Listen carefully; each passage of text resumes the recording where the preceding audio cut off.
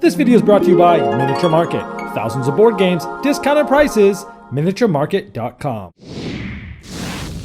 Hello my friends, it's the Game Boy Geek here. Today we're going way back in history. Back in the 1700s, we're going to be studying and playing with the French and Indian War. Today we're going to be looking at 1754 Conquest, the French and Indian War. This is from Academy Games. It is the third game in the Birth of America series. And so we're going to take a look at this game. How is it a standalone? How does it compare to some of the others? Let's take a look.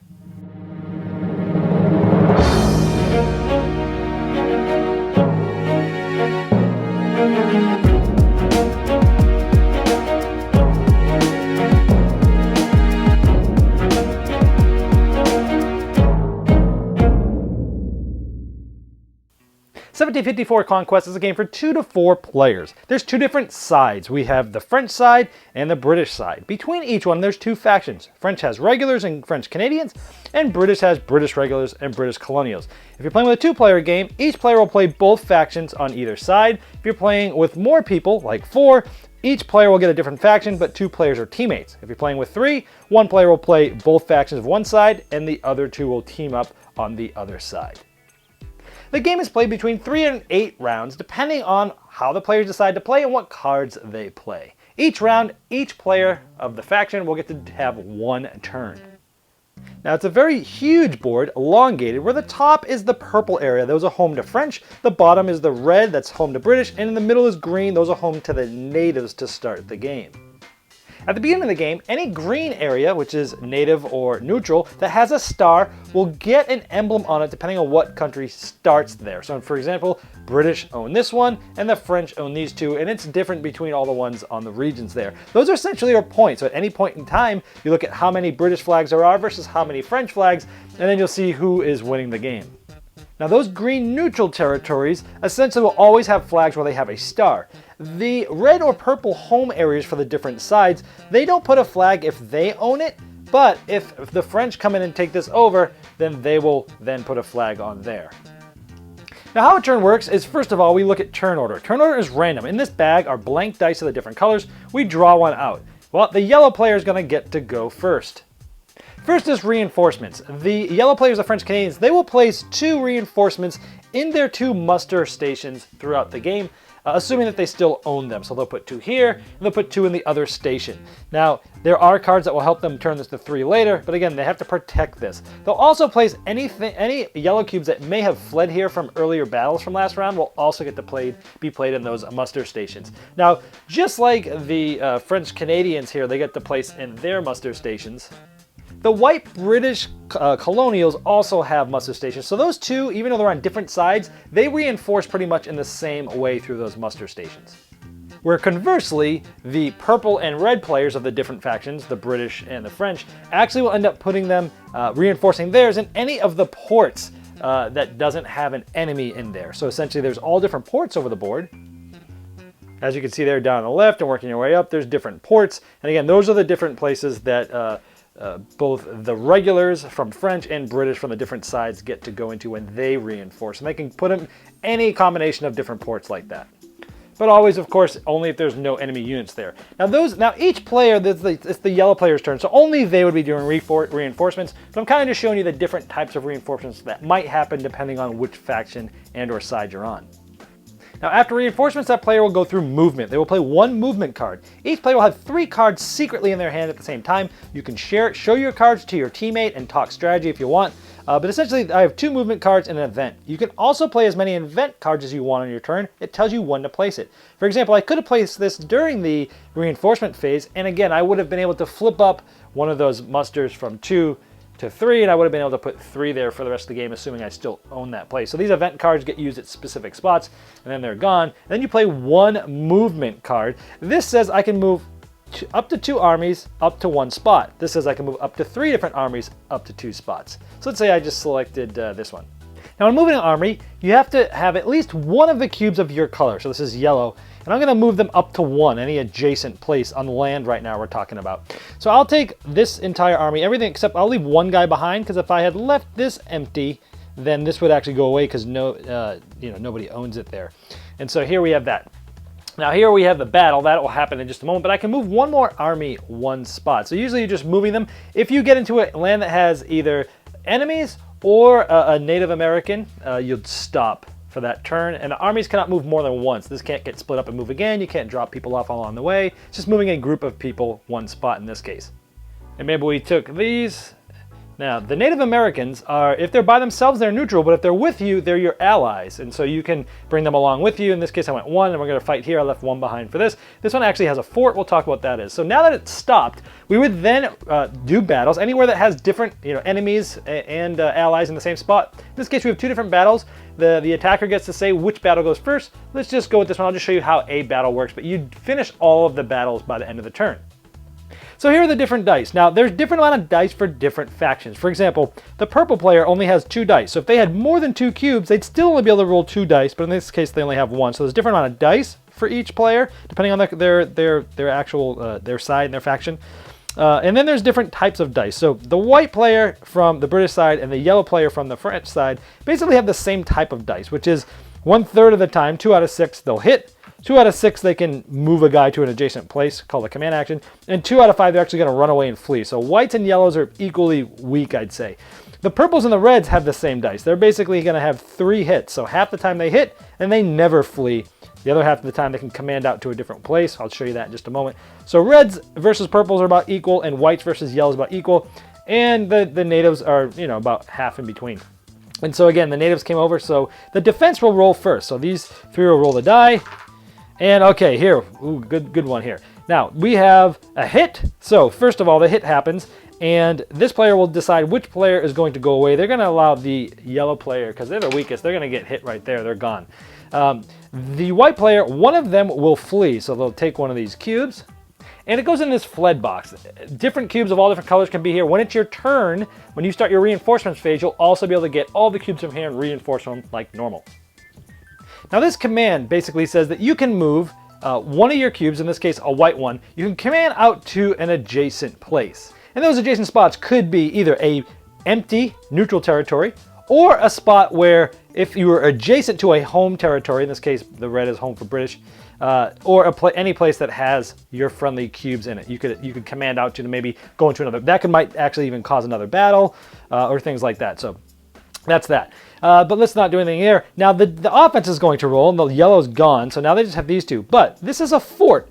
If there's a fort there, as the attackers roll, the defense rolls a fort. If they roll a fort, it cancels out 1 attack. So this was boom, boom. The fort killed one of these attacks off. So only one of these guys got killed, and the white would go. And then we just keep going over and over until the battle's gone. So there's 1 red die. Defense would go first. Command action, they can decide to leave. Now, this is interesting. If somebody decides to leave, their last person in a fort, they can decide to leave and then burn down the fort going, you know what? I know you're going to take it over. I don't want you to have it fortified. You can just have it, but without the fort. And then this would just flip over to France. And that's sort of how a battle goes. You would finish every battle that is on the board right now. And then basically you would go to the next phase, which is draw cards. Which just means drawing back up to 3 cards, because you'll always have 3 cards in your hand. And then it'll be the next player's turn. We would draw the next player's dice and continue on. Let's say everyone has gone, and the green Native Americans, the neutrals, actually have a spot for their die here. And depending on the turn, and this shows it going this way, each round, the turn sequence is going to go here. So the first round, we're going to put 1 cube in both of the spots as this location. Next time it will be this, this, and this. So you can see where some natives are going to come in as the game progresses. So both areas that have that icon are going to get it, and this white army just got stronger. Now the purple and red factions from the 2 different sides, those are the ones that actually come in and reinforce through the ports. And when they move, they can actually move from the ports to places. So to move from here to here, say, is 1 move to ocean and then 2 moves to anywhere else. So they could even move like all the way over here for a second move. They could go 1, 2, and then fight in this port. So they can move around. Even the off colors, the ones that don't usually reinforce there, can go as long as they bring one of them around. So this yellow could actually go 1, 2 and fight here because they brought a purple, and the purple ones are the ones that the regulars that could actually go through there. So you got some different actions. There's no different boat actions. It's just these people can go through ports and move around. That's a different way of moving. And again, once everyone has a turn, it goes to the next round. Now between the 3rd and 8th round, if at the end of the round each person from the same side has a Truce card. It's basically a movement card, but it says Truce. It's a very powerful move. When they play these cards, they stay out towards the board so you can see. So either if all 4 are out by all the 4 different factions, or if 2 of them are out from one faction, then this will be the last round of the game. And at the end of the game, you would simply count up all the flags on one side versus all the flags on the other. Whoever has the most wins. If it's a tie, it's a draw. All right, there is 1754 Conquest, the French and Indian War. Now, you may have known that I reviewed one of the previous games in this series called 1775 Rebellion. And I've made it public many times. It's the only war game I own because I don't really like war games that much. I tried Memoir 44 a while back and I was like, it's okay. But then this series really captivated me because I love the gameplay of it. If you've never played these games before, it is a light war game that is a lot of fun, easy to get into. It has a good mix of strategy and luck. So as a whole, this game fits into that mold and carries that on. So if you're looking for a light war game to maybe try, even if you don't like them like I didn't, this is definitely one to try out. Let me talk about the things that I liked about this game. In general, and for this specific one in this series that's different, is they have those cool little forts, right? So you could defend the fort helps you defend, but if you're about to lose, you can run away and burn it away so that other people don't have them. I thought that was a cool new mechanism in this series. I like that only certain spots scored. In the original one, every colony would score. There were different areas of colonies, but every colony could score. With this one, it's like, well, I can just go right through this area, go to this one. And it was interesting how the things were, it changed the way you played the game because only specific spots on the board would score.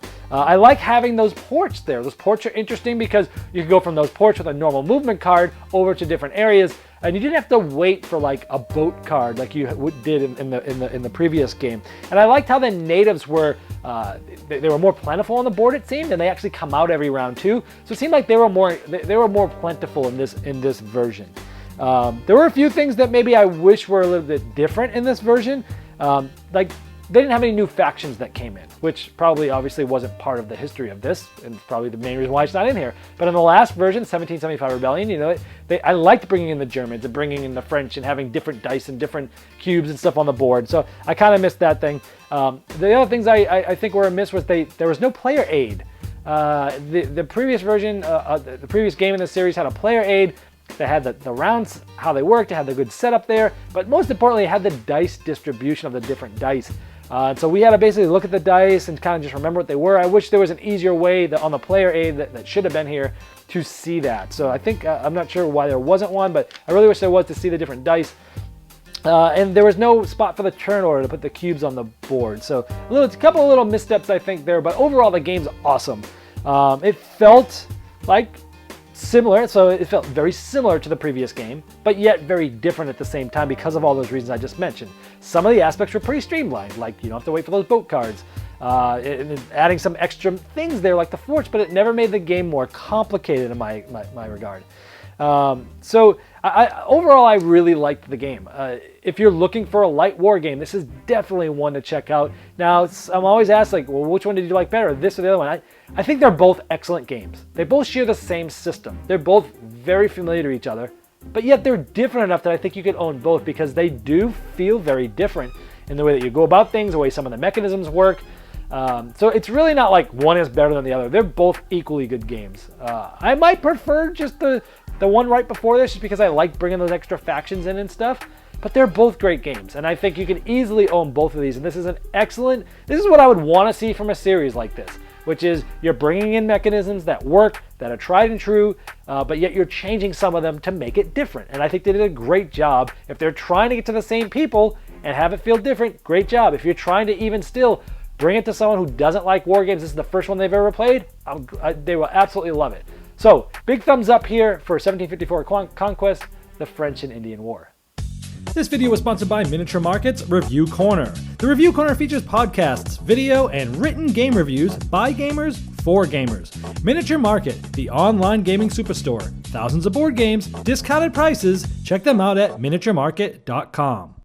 I'd like to thank each and every one of you for backing me on Kickstarter and making this season become a reality. I'd like to especially thank those here that have backed me at the credit level.